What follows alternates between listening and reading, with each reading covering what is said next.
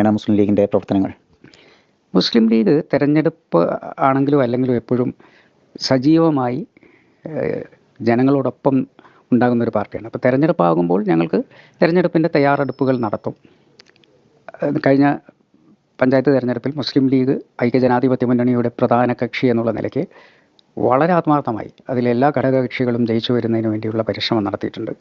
അതുപോലെ തന്നെ ഈ നിയമസഭാ തെരഞ്ഞെടുപ്പിൽ എല്ലാവരും, മുസ്ലിം ലീഗിൻ്റെ സ്ഥാനാർത്ഥികളിൽ നിന്നല്ല, എല്ലാവരും, അവിടെ ഞങ്ങൾ ഈ സജി ചെറിയാൻ പറഞ്ഞ ഒരു പേര് നോക്കിയിട്ടല്ല, ആരൊക്കെ ഐക്യജനാധിപത്യ മുന്നണിയുടെ ലേബലിൽ മത്സരിക്കുന്നുവോ ആ ലേബലിൽ മത്സരിക്കുന്നവരെ വിജയിപ്പിക്കുന്നതിന് വേണ്ടി അരയും തലയും മുറുക്കി ഞങ്ങൾ രംഗത്തുണ്ടാകും.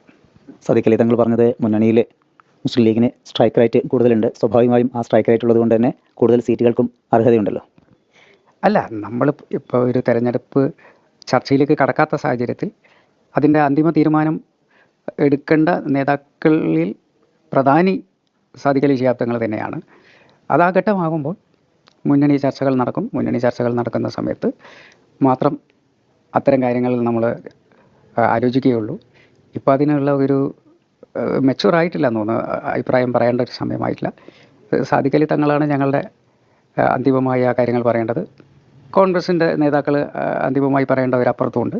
നമ്മൾ ഒരുമിച്ചിരുന്ന് ഏതായാലും തർക്കവിതർക്കങ്ങളിലേക്ക് പോകാതെ വളരെ സ്മൂത്തായിരിക്കും ഐക്യജനാധിപത്യ മുന്നണിയുടെ സ്ഥാനാർത്ഥി നിർണയം എന്ന് മാത്രമേ എനിക്കിപ്പോൾ പറയാൻ പറ്റൂ. കൂടുതൽ സീറ്റിന് മുസ്ലിം ലീഗിന് അർഹതയുണ്ട്. അതില്ല, അത് നമുക്കിപ്പോൾ പിന്നെ ഇപ്പോൾ ഈ ഘട്ടത്തിൽ പറയേണ്ട ഒരു കാര്യമല്ലല്ലോ. അർഹതയുണ്ടോ ഇല്ലേ എന്നുള്ളത് ഒരുമിച്ചിരുന്നുകൊണ്ട് അങ്ങോട്ടും ഇങ്ങോട്ടും ചർച്ച ചെയ്യേണ്ട ഒരു കാര്യമാണ്. അതുകൊണ്ട് അതിനെക്കുറിച്ചുള്ളൊരു കമൻറ്റ് ഈ ഘട്ടത്തിൽ ചെയ്യുന്നത് ശരിയല്ല. മാത്രമല്ല, അതിന് ഉള്ളൊരു മാൻഡേറ്റ് എനിക്കില്ല. അത് പറയേണ്ട ആളുകൾ വേറെയാണ്. ഞങ്ങളുടെ മുതിർന്ന ഈ കാര്യങ്ങൾ പറയാൻ പ്രാപ്തരായ ഉന്നത തലത്തിലുള്ള നേതാക്കന്മാരാണ് അതിന് മറുപടി പറയേണ്ടത്.